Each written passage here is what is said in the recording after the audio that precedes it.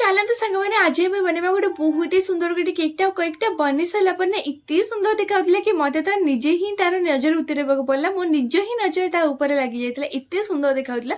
ତ actually customer ମୋତେ କହିଲେ କି ତାଙ୍କୁ ଗୋଟେ କେକ୍‌ଟେ ଦରକାର। ତ ମୁଁ ତାଙ୍କୁ ଏଇ କେକ୍‌ଟାକୁ ସଜେସନ୍ ଦେଇଥିଲି କି ଆପଣ ଏଇ କେକ୍‌ଟା ବନାନ୍ତୁ। କାହିଁକିନା ବହୁତ ଦିନ ତଳେ ହେଲାଣି ମୁଁ ଏଇଟାକୁ କେକ୍‌ଟାକୁ ରଖିଛି ବଟ୍ କରିପାରୁନଥିଲି କାହା ପାଇଁ ବି। କାହିଁକିନା କଷ୍ଟମର ସବୁବେଳେ କୁହନ୍ତି କି ସିମ୍ପଲ୍ ଦରକାର ତାଙ୍କୁ ଡେକୋରେସନ୍ ପଠେଇ ଦିଅନ୍ତି ତ ସେଥିପାଇଁ କରିପାରେନି। ବଟ୍ ଯେତେବେଳେ କଷ୍ଟମର ହଁ କହିଦେଲେ ମୁଁ ଏତେ ଖୁସି ହେଇଥିଲି କି ମାନେ ସେଇଟାକୁ ମୁଁ ବିଲିଭ୍ ବି କରିପାରିବିନି। ବନଉଥିଲି ଏତେ ଖୁସି ହଉଥିଲି କି ମାନେ ଯେମିତିକି ତାଙ୍କୁ ବହୁତ ଜ୍ୟାदा ଭଲ ଲାଗିବା ଦରକାର। ମୋତେ ସେ ଡେକୋରେସନ୍‌ଟା ଦେଖିଲା ଟାଇମ୍‌ରେ ଯେତିକି ଭଲ ଲାଗୁଥିଲା, ତାଙ୍କୁ ବି ସେତିକି ଭଲ ଲାଗିବା ଦରକାର। ଆଉ ଗୋଟେ ଏଫର୍ଟସ୍ ଥାଏ ନା ଯେତେବେଳେ ବନେଇ ସାରିଲା ପରେ କଷ୍ଟମରକୁ ଭଲ ଲାଗିବ, ସେ ଜିନିଷଟା ବହୁତ ହି ଭଲ ଲାଗେ। ସେତେବେଳେ ସେ ଯେତେବେଳେ କହିବେ କି ନାଇଁ କେକ୍‌ଟା ବହୁତ ଜ୍ୟାଦା ଭଲ ହେଇଛି, ସେ ଖୁସି ଗୋଟେ ଅଲଗା ପ୍ରକାର ଥାଏ। ତ ଆପଣମାନଙ୍କୁ କେମିତି ଲାଗିଲା ମୋତେ ନିହାତି ଭାବରେ କମେଣ୍ଟ କରିବେ।